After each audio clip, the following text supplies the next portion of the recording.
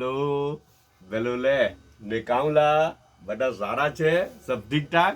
આજે સન્ડે છે એટલે આજે છે ને રિલેક્સ છે ને હવે થોડીક સ્કૂલની રજાઓ બી છે ને 2-3 દિવસની ઈદના લીધે તો રિલેક્સ છે ને શોપ બી મોડેથી ખોલેલી છે હે ને.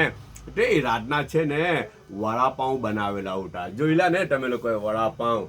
અચ્છા હવે ઘરવાળા છે ને શું કરે ખબર, એકમાંથી બીજું ને બીજામાંથી ત્રીજું ને ત્રીજામાંથી ચોથું, એટલે શું ખબર વડાપાઉં બન્યા. હવે પાઉં બી બચેલી ઉઠી ને પેલું શું કહે પાઉં બચેલું ઉઠું ને પેલું આલુનું પેલું અંદર મસાલાઓ બધો આલુ મેશ કરેલા હોય તે બોઇલ પોટેટો, અચ્છા તે બી બચેલું ઉઠું. તો પછી શું કર્યું ખબર કે તે ફ્રીજમાં મૂકી દીધું ને હવારનો છે ને નાસ્તો તૈયાર કરી નાખ્યો. એટલે રાતના જ કહેતા હતા કે ચાલ કે આ બધું બચેલું છે ને તો એમ કે હવારે એમાંથી જ નાસ્તો.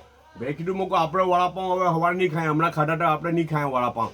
તો પછી છે ને એમ કે કઈ નહીં વડાપાઉં નહીં આપીએ તમને બીજું આપું, એમ કે ઉલટા વડાપાઉં આપું. કેવા ઉલટા? તો છે ને આ જો છે આ ફટું ખાવાની છે મને લાગે. તો આ ફટું એમ કે આ ખાતી ઉઠી આવી રીતના. તો એમ કે પપ્પા ઉલટા વડાપાઉં ને એટલે એમ કરી નાખવાના એટલે ઉલટા એમ કે આવી રીતે તમને ઉલ્લું બનાવે એમ કે એ લોકો એમ કે. તો આ વડાપાઉં આ વડાપાઉં બરાબર ને એમ કરી નાખે તો ઉલટા વડાપાઉં એમ કે.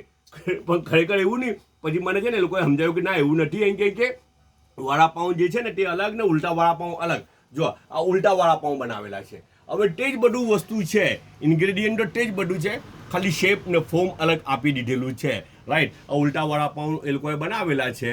જો ને આલુ ને બધું એ તે જ બધું વાપરી કાઢેલું છે.